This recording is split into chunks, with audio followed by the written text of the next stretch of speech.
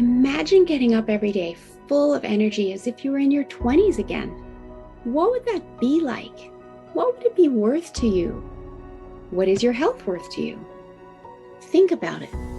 Your health isn't everything, but without it, everything else is nothing. And yet, too many of us are taking it for granted until something goes wrong. And no one wakes up hoping to be diagnosed with a disease or chronic illness. And yet, we've never been taught how to be proactive in our health through our school or public health. As a registered health coach and integrative health practitioner, I believe it's time this information is made available to everyone. Combining new knowledge around your health and the ability to do my functional medicine lab tests in the comfort of your own home will allow you to optimize your health for today and all your tomorrows. Don't wait for your wake-up call. Welcome back to another episode of the Don't Wait for Your Wake-Up Call podcast. I'm super excited to have S Questel here today. Welcome to the show, Alan. Thanks so much for having me. Looking forward to it. And such a beautiful topic we're talking about, acts of kindness. And Alan is the author of a book called Practice Intentional Acts of Kindness and Like Yourself More. He is an author, a teacher, a director, and known for his clarity, creativity, and down-to-earth style of teaching. He brings a depth of understanding, humor, and gentle human perspective while creating lively conditions for learning. Alan has taught thousands of people in over 20 countries on 5 continents. And here we have with us today, Alan, to talk on this topic. And then we'll also get into some of the other work that you do, Alan. I'm just so excited to have you here. My theme this month is talking about me, myself, and I. And what a beautiful way to talk about that in terms of acts of kindness and having ourselves benefit as a result. So just start out with telling me, how did you get into this? Well, there were a number of different motivations. One was actually through my father, who, to be honest, growing up, I was never really close to him. We weren't too distant, but, it was a okay relationship. And then as he got older, much older, first he ran out of money, and my brother and I fortunately could support him. And then he got dementia, and we had to put him in a home. And at the time we put him in a home, he was in Florida with his wife at the time, and it was entering into the summer, and she was going back to New York to see her family, and I thought, he's going to be all alone, because all of his friends were leaving Florida for the summer too, and I thought, I'm going to start calling him, and I started calling him every day. And again, we were not close, and I was fortunate. He always knew who I was. And I called him every day for 3 years. And it was not easy. Sometimes he talked gibberish. Sometimes he'd put the phone down and wander around. But the next day I'd call him again. And it became a strong habit for me. And I realized that later on that it taught me the value of kindness in a consistent way, even if I didn't feel like doing it. So I really had to differentiate my feelings from the action. So, like the idea of Nike of just do it, I didn't enter into it with that kind of force and things like that, but I went, okay, I don't feel like talking to him. I'm going to do it. And I'll tell you, every time I felt better afterwards. And, to me, it was like, that was one of the most generative learnings for me about kindness than I ever experienced. And to this day, I still have a few people in my life who I don't call every day, but some young people, some older people who I call like once a month, once a week, talk with them. And I know these are people who other people don't call. And again, I don't always feel like it, but every time I hang up, I feel a little bit better. So that was one of the things, right? That was something that was really personal. Another thing that really brought me to the idea of liking ourselves. So one of my other work is teaching the Feldenkrais method. And in that, there's a hands-on technique and there's a group series of lessons that we teach, and they're guided movement sequences, and they affect changes in breathing, posture, reduction of pain, change in self-image. And the movements are done very small, very slowly, so that your attention can wander through the rest of yourself to develop a different use of yourself. And I was creating a workshop of that about self-image. And I started to think our self-image is really a reflection of how much we like ourselves or how much we don't like ourselves. If I have a good self-image, I like myself. If I don't have such a great self-image, I don't like myself. And then over time, I started to think, this is my job, to help people like themselves. And I would actually ask people while they were moving, are you moving in a way that you like the way it feels? And it's kind of shocking how many people would go, oh, I'm not. I'm just trying to do it right, do it well, do the biggest movement I can do. And this idea of liking ourselves more, when we do it in a simple way, like in movement. So I was describing some work I do, but in the book, I have a chapter about moving with pleasure. And if you think about it, we don't do that a lot in our lives. Probably count it a couple of hours a day that you move with pleasure. And I suggest not all day long, but at moments, moving in a way that you like the way it feels. And what I found is that that process where it's not connected to any big outcome, it grows inside of us and develops to the point where often one day we look back and go, huh, you know, I like myself. I think one of the best examples of that is when I graduated a group, one of my trainings, which are 4 years long, and I would give people their certificate and hug them, and so many of them whispered in my ear, I like myself. So I think it's something fundamental to us all. Absolutely. I fully agree. And I also agree that it's an inside job, right? Yeah, That yeah, we learn right to like word. ourselves, we learn to love ourselves, that it has to come from the inside. And I've seen research with plastic surgeons who, people will go to them and, to have, their face reconstructed so it's more perfect, because when they're more perfect, they're going to like themselves more. And that it actually doesn't change at all after that plastic surgery, because that's the outside job, right? It's about changing the inside in order to like and love ourselves more. And I do love that connection between, random acts of kindness and being kind Yeah, to others. some kindness. Intentional acts of kindness. Yeah, Yes, yeah, actually, yeah. much better word, much better word. Both, really, both. Yeah, Being intentional about it allows you to notice how it makes you feel. Like you said, you called your dad every single day, even yeah, if you didn't feel like it. But every time you did it, because it was intentional, you knew that you were reaching out to him and he didn't have anyone else in the nursing home. That made you feel better. And it's so true. I read a book earlier this year by Lynn Twist called Living a Committed Life. And she was supporting a community. I can't remember if it was in Africa or India. And, they didn't have a lot, but they were very happy. And she was surprised at how much happiness and joy they had in their life. And she had all these friends on Fifth Avenue in New York that had a lot, but they weren't happy. They weren't fulfilled. They didn't like themselves. And she connected them and said, you people with all this money, you can support these people over here to up-level their lifestyle and give them a little bit, more quality of life.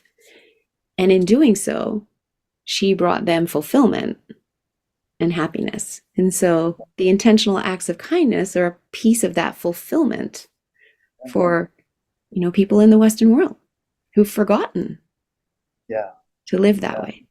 yeah. It's right on what you say. And when I think of liking ourselves more, the way I ask people to go about developing it is interpersonal, like you said, within ourselves.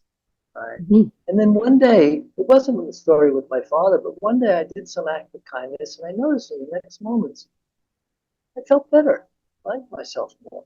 And I'm not suggesting that we do acts of kindness just to pat ourselves on the back and say, "Oh, I like myself." But we find out that that's interpersonal, and that kind of connection with others is one of the most healthy and fulfilling aspects of what it means to be a human being.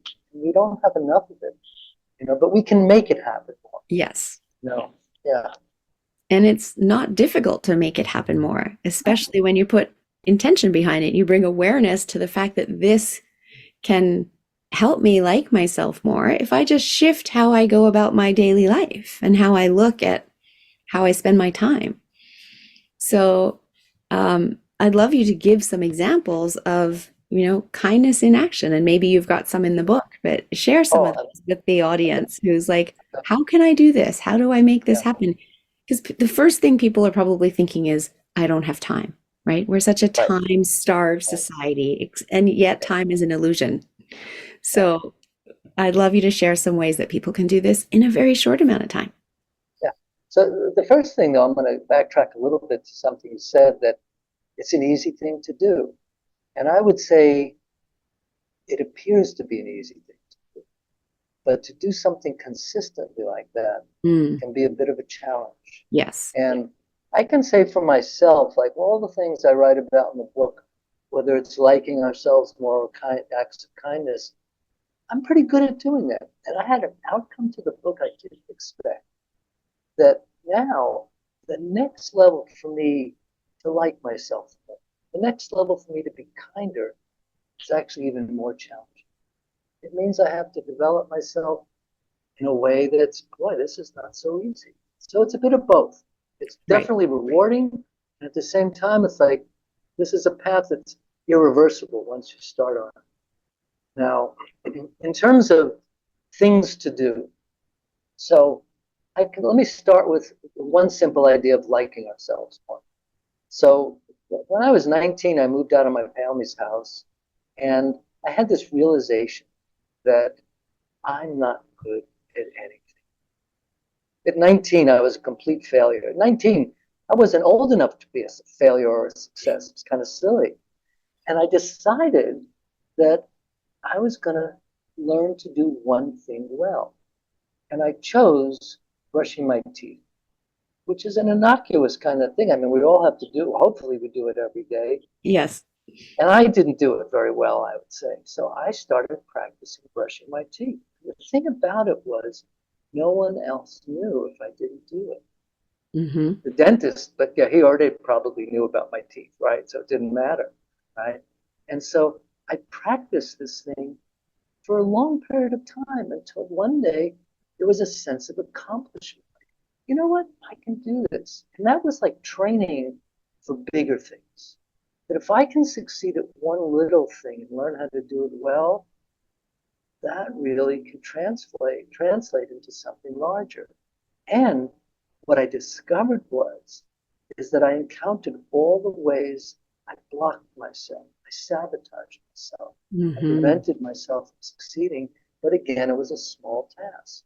So I think when we talk about liking ourselves more, starting out with something that you do every day, whether it's cleaning your room, folding your clothes, turning the lights out in the other room, simple things that no one knows that you're doing them. But if you sustain them over a period of time, that turns into liking ourselves. Now, in terms of everyday things that we can do in terms of being kind to people, right? And so there are a lot of things that they can be anything as simple as if you go someplace where tipping is part of the culture, whether it's an Uber or a taxi or a restaurant, that, like I say, for every $5 you give in a restaurant as a tip, give one more dollar if it's within your means. I'm not suggesting you do something that's not doable for you some way, but I'll tell you a funny story. So when I was writing the book, and I got to this part about generosity, and after each chapter, I have all these practical things you can do every day to practice it, to get better at all those things. So I was writing about tipping a little bit more. And I go out to dinner that night with some friends, and I picked up the check. And it was a local place. It was about $70. I would tip like 20%. So I thought, okay, it's $85. And in my pocket, I had $100 bill. And I went, I'm going to give the whole thing. And in that next moment, I just clutched. I was like, good, you can't do that. That's crazy. And then I realized, what am I writing about here? This is wild. And so with some struggle, I left the $100. But then when I was leaving the restaurant, the waitress stopped me and said, you just made my night. So it's a simple thing that we can do. Or I think maybe a more useful example is how we listen to people. Yeah. So it's like my father, I have one chapter called 5 minutes a day. Can you give someone your attention for 5 minutes a day? And you can count all the 5 minutes a day. There's a lot of them. But it's really not very easy. When I had a dog, I would say, okay, I'm going to give my dog 5 minutes of my attention. And luckily, he didn't have a clock, right? Because after a few minutes, I'd be like, oh, I got to check my email. I got to do this, make a phone call, and I'd be off. And he was satisfied with whatever it was. But again, I would say the biggest determinant of being successful at any of these things is to practice it. Not talk about it, and to fail at it too. That's okay. You can drop the ball, but then I'm going to do it again and pick up the ball and see what else can I do to manifest more of this in my life on a daily basis. And what I'm hearing is just bringing it to the forefront of our awareness and noticing past patterning as well. So when you kind of went, oh, that's a lot of money to leave as a tip, right? Because it was in your awareness, you were able to override that patterning and choose to give, that additional tip as generosity. And you were writing about that in your chapter, and you made that server's day. Yeah. And yet your story with the dog, it shows how much we're so programmed to doing the next thing, do. And how we also don't like to be bored. So, that's when we're like, oh, I need to check my email or do this or do that, etc. Right? However, there's so much value in being and taking time to just be every single day instead of always being in do. We are human beings after all, not human doings. And it's in the being where we can be intentional about our kindness and we can be present for 5 minutes for someone else in our life or our dog. Although I completely hear you, because we're not used to doing that. It can feel hard. And it takes practice. Yeah.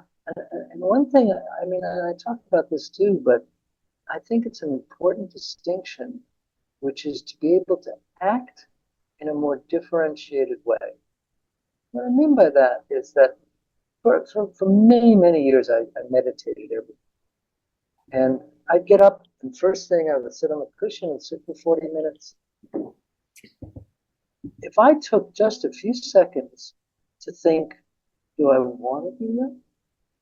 No, I'd go back to bed. I was in a warm bed. It was dark outside. Why would I get up and sit in a cushion, listen to my own thoughts, for God's sakes, And I realized when I talk about a differentiated action from our thoughts, I'm not talking about ignoring our feelings.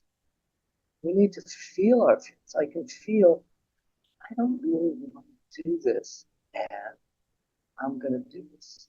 Because once we take that first step in whatever direction, whether it's meditating or running or doing an act of kindness, once we take that first step, it gets easier. There's momentum to it, movement to it. Mm-hmm. Yeah. Absolutely. And so can you share your story as to how you started making kindness a primary practice in your life? I know you shared the story about your dad, and that might have been the first initial step into it, but when did it become an intentional thing to make kindness a primary practice in your life? Well, I think it started, as I said before, with the idea of helping people like themselves. Right. And I think that that evolved into acts of kindness. I don't know that I could name like a certain point when it happened, but I can say that when I got the idea to write the book, Hmm. that was like finding my mission. Right. And look, this is the second book I've written, and I write a book because I want to write the book. You know, of course, I'm interested in people buying the book, but I'm more interested in people finding the value in it, Right. and something like that. And so I'm the idea of having a mission like that. It's really a clear thing that helps me move forward. And I've been really fortunate in my life, my work and everything I do, that I like it. It generates a lot, and then it takes me a step further like this. So Beautiful. So this is literally you moving into your passion yeah, from your work. yeah, yeah. I love And it. I'll tell you, I I can watch the results of it. And it's one of the most satisfying things to be able to help people like themselves more, to do an act of kindness and see the smile on someone's face. But you know, it's funny, and I don't think I noticed this before. That now that I'm more focused on this whole process and idea and way of being, I see more and more kindness around me that I didn't see before. Hmm. And I thought, wow. I mean, yeah, I think we all could learn to be kinder. There's no question about that. But I'm always impressed with the acts of kindness that are happening all around me, where I go, oh, and sometimes I see it and I go, oh, I got to do that too. I learned from that, you know. I love that. And that is our reticular activating system working for Uh-huh. us. Because when Yeah, you start to notice things, you notice more of it when is in the forefront of our mind. Just like, last time I bought a car, it was a red Subaru. I'd never seen Subarus anywhere in the town that I live in prior to ending up buying one. As soon as I buy it, I realize that every third person owns a Subaru. Right? So it's the same. You start practicing, acts of kindness, you start seeing them everywhere around you. And what I really love about that, because I experienced that with my gratitude journal as well, is the brain's yeah, looking for it. And because the brain's looking for it, we're getting ourselves out of the fight or flight state. We're getting our brain out of looking for the danger that it's, trained to look for to keep us safe. And we're looking for the good. yeah. Oh, We see the good in others, and that in and of itself allows us to like humanity more yeah. as we like ourselves more from doing these acts of kindness and getting ideas of how we can do things as well. Like you said, oh, I like that. Yeah. I'm going to do that. So it's One of the things I a like, very powerful ripple effect. oh, huge. One of the things I really like about what you're saying is, but it's a tricky thing, which is to be able to catch the moment, Mm. to become aware of it. That's actually something I think, I have a couple of other books in my head, but one of them is, but I don't have the answer to this one. It's like, without awareness and without attention, how could I interrupt my behavior to do something different? So there's plenty of books on attention and awareness. I don't need to write another book on that, but I keep looking for a deeper understanding of what is that interruption? What's it like? Can I read something to you and share something with you? Oh, absolutely. Yeah. So when we talk about like the journey of practicing these kind of things, so this is actually a quote from it's in the book. It's from Ram Dass, and it speaks to where I'm sort of at around this whole process about seeing others and kinder with them. So he says, when you go out into the woods and you look at trees, you see all these different trees, and some of them are bent. You sort of understand that it didn't get enough light, so it turned that way. And you don't get all emotional about it, just allow it. The minute you get near humans, you lose all that. You're constantly saying, you're to this and I'm to this. That judgmental mind comes in. So I practice turning people into trees, which means appreciating them just the way they are. So I love that quote, I right? love that. That is Yeah, it's a beautiful. good one. And one of the things about it is that that feels like the next level, that if I could just look at people like that, wow. So I have this experience. I travel a lot and I'm in airports a lot. And I think we all know the experience of sitting in a crowded place and you're looking at people, and I'm making up stories about these people, Hmm. positive and negative, right? And if I can catch myself making that story, if I try to remember the quote, honestly, it's too long, right? But what I've learned to do is if I catch myself, I just look at them and I go, tree. And it's like my whole story devolves and it disappears. And I see a human being in front of me without a story. And it's like it changes everything dramatically. And the other thing I would say about this, because when we talk about being able to do these things, I want to kind of emphasize that I don't think, or myself, I can say, I don't think so far that I'm going to get rid of all those negative thoughts. But the difference is maybe I don't spend as long ruminating them. Exactly. So I can Exactly. shift more quickly into another state from there. I think that's more valuable. Absolutely. Is releasing it. I have, when there's negative thoughts, I always love people to say to people to speak back to those thoughts more. Stop listening and start talking. When we're talking with other human beings, we always say stop talking and start listening. But when it comes to the thoughts in their head, I reverse that because 99% of what we say to ourselves in our head isn't even true. Right. So stop listening Yeah. to it and Yeah. start talking back and saying not true or cancel, cancel, cancel, or turning Right. it into the positive Yeah. as you're talking about, shifting it into something positive. And so I love that, when you start creating the stories in our head, which we automatically do, recognize that it's just a story. You don't know their background. You don't know anything about that person. So you have no right to be making up a story unless you've walked in their shoes, which you haven't. So I love Right. the idea of just saying tree to bring the awareness to the fact I'm making up a story. Stop doing that and just Right. see the human being for who they are. And what a great place to practice that is in crowded places like airports where you're Yeah. sitting for Yeah. hours on end. It's a great place Right. to people watch, but to Yeah. people watch in a different way. Right. Yeah. Yeah.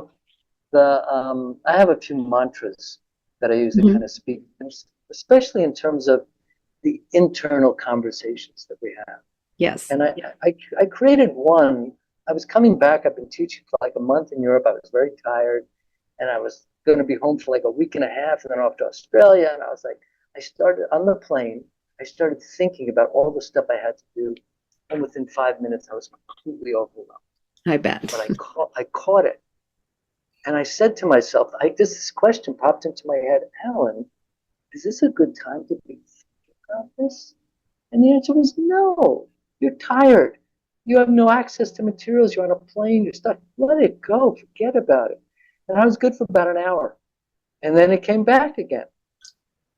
And then I would have to catch myself again and go, oh, yeah, is this a good time to be? And what I've discovered since then is whenever I ask that question, the answer is always no.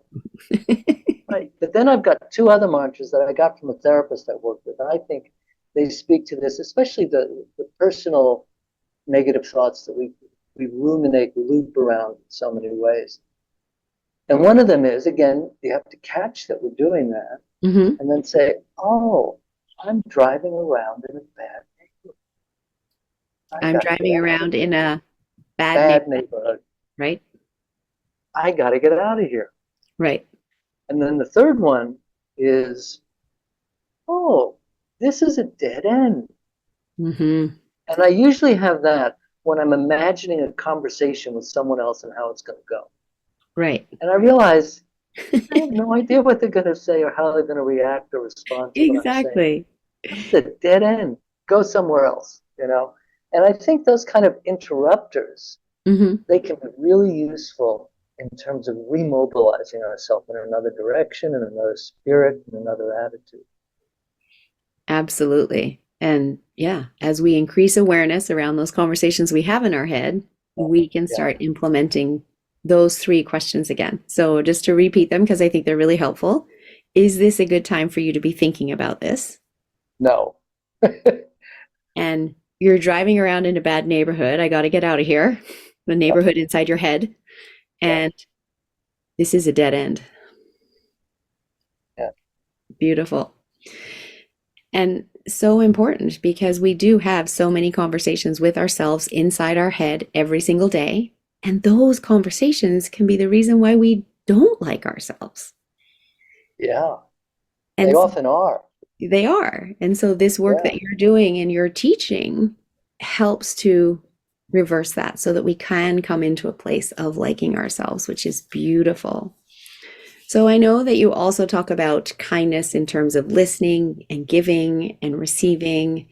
Is there anything that you would like, any stories you'd like to share in regards to that, or anything you'd like to build upon that? I would say that, it's funny. In the book, I write about, maybe you think we're going to start by figuring out all the places you need to be kind, but I don't. I start out with the places where you already are kind. Mm-hmm. And I think to value the things we can do, because it's so easy to go, oh, I should be doing this more, I can't do that, or I wish that happened. You're supposed to go, wait a minute, I'm doing it. This is where I'm doing it. And can I build on that? Because I think we all have the capacity to do it, you know? Actually, I'm seeing behind you your guide to a health journey. Right? Yeah, the guided health journey. And I can share another story that's in the book that I think is very cool. And it's a story that comes from another book called The Rabbit Effect. Mm-hmm. And this, do you know the book? Nope. No, it was written by a doctor. And I can't recall her name right now. And apparently they were doing some studies with rabbits, and they were brutalizing them. They were feeding them all this terrible stuff to watch their hearts go bad and get fatty and all kinds of problems like that. And they had these control groups, of course, except one group, they were all being fed the exact same diets, which was terrible, except one group wasn't getting this kind of response. In fact, they stayed healthy. And they couldn't figure out what it was that was different until they discovered that one of the technicians who was feeding the rabbits, every time she fed them, she cuddled them and pet them and took care of them a little bit more. And just giving that kind of affection and attention, they didn't get sick. So it's something that I think it's not just our self image that's influenced by it, but our health too. You know, Yes, that liking ourselves more, being kinder to others, just makes life a lot easier. absolutely. And there is that connection and a lot of research that's been done that I'm sure you're aware of that happier people have stronger immune systems. Yeah, And that's again, our immune system is weakened when we get into the stress state, right. right? The fear state. So when we can be in a state of happiness and joy, we're getting out of that state and we're not weakening our immune system. Therefore, the immune system is stronger. Well, if And we like ourselves more, we're happier. that's right. That's right. And the thing about our health like that, and again, I want to keep it, at least for me, in terms of a realistic point of view, it doesn't mean that I don't get sick or something happens. Hmm. The question is, how quickly can I take myself out of it? How quickly can I? You know who was the best example of health that I've ever seen? Remember Christopher Reeves, the actor who played Yes. Superman? Yes. And he Love was in a Christopher Reeve. horseback Yeah, Yes. he was in a horseback riding accident and broke Hmm. his spine, and he was quite a difficult state. And he was interviewed on Barbara Walters. And I looked at this guy and I thought, this person is a testament to what it means to be healthy. Any of us could get hit by a car, be in a wheelchair. Doesn't mean we're not healthy. The question is, how can I still fulfill what I want to do in my life? Right? What are the ways that I can carry forward instead of being bitter about it and going, oh, my life is over, blah, blah, blah, all that noise. that we have like that. And again, it's like you were saying, it's a question of perspective, of shifting away from something and going towards something. And in fact, I think that idea of perspective is one of the more significant learnings that we can have. And we don't realize, like, for example, when someone, my uncle was a dentist, and I had my private practice in Europe with the work that I was doing, and he had lower back pain. I would work with people like that. And he thought he was doing me a favor. I had a waiting list. I wasn't charging him anything. But, and so I would work with him, and every time he'd leave, his back pain was gone, and it would come back the next week. And I don't know, the fourth or fifth time I was working with him, I said to him, "You like golf, don't you?" And he said, "Oh, I love golf." He was an avid golf player. And I said, "What do you want to improve about the way you play golf?" And we talked about his swing and the power. So I worked with him to show him through movement how he could have a more potent golf swing. The funny thing about that was his back pain went away. Why? Because he wasn't trying to get away from something. Because you get away from something, you're always checking behind you to see if it's still there. If you're going towards something, that's a whole different path. So Yeah, then you're motivated to do any exercises that you need to do in order to improve your golf swing. And in the same time, you're yeah, strengthening your back and helping right. the lower back pain go away. Yeah, yeah, yeah. Yeah. So let's move into talking about the Feldenkrais method because you had mentioned that earlier, and Uh-huh. that's obviously what you were using to work with your uncle. And I Right. know that's a mind-body connection technique. So if you can share about your work in that Yeah, area, that would be awesome as well. yeah. So it was developed by an Israeli physicist named Moshe Feldenkrais, who he had destroyed his knees as a young man playing soccer, and he couldn't figure out why some days his knees hurt and some days they didn't, or some days both hurt, sometimes neither. And he became his own laboratory. He started applying his understanding of physics and reading a lot of neurology and physiology, and he discovered on the days his knees didn't hurt, in his case, he moved his pelvis differently. And he went on to be one of the first Westerners to get a black belt in judo. And he had bad knees to the day he died. So one of the major tenets in the Feldenkrais method is not how do you, like not doing the correct or right way of movement, but how do you fulfill your intention relative to your own needs, your own structure, your own ability. And there's two modalities in it. There's a hands-on one that's more tailor-made for the individual, where I work with people with all kinds of orthopedic problems, neurological problems, athletes, dancers, anyone who wants to improve themselves in some way. And then Feldenkrais developed a, a, a series of classes for people called Awareness Through Movement, because he thought, well, there's just so many people I can touch in a day. And they affect the same kind of changes, but they're a little bit more generalized. They're not personalized for that individual. And I've been doing it for 40 years. It's still interesting to me. And I don't know if you're going to ask this question, but a lot of times people ask the question, well, so tell me exactly what you do. And I can tell you some things like, okay, we don't teach the right way. We teach more choice in how you might do something. And we look to get you to use your skeleton better instead of overusing your muscles. And we look to create a greater sense of connection of movement through yourself skeletally, which means muscularly too. And the funny thing is, when movement translates through us more efficiently like that, pain goes away, functioning improves, self-image changes. So what I do with a kid with CP or someone with a stroke or someone with back or neck or knee pain or a professional athlete, it's the same idea. And again, probably an easier way to get a reference for it is to go to one of my websites, and there are free downloads there, and you can try an awareness and movement lesson and listen to talks and get a concrete understanding of it. Because the intellectual one is always going to be limited by a previous frame of reference. And I'll tell you, this is different. This isn't like regular exercise. It's not like yoga. It's not like Tai Chi. And people say, well, is it better than Tai Chi or yoga? And I go, no. But if you do the Feldenkrais method, it will make your yoga better. It will make your Tai Chi better. Because we're dealing at a fundamental level of movement. So it's very concrete in that sense. And it is a mind-body connection, except even in that, it's more about your whole self.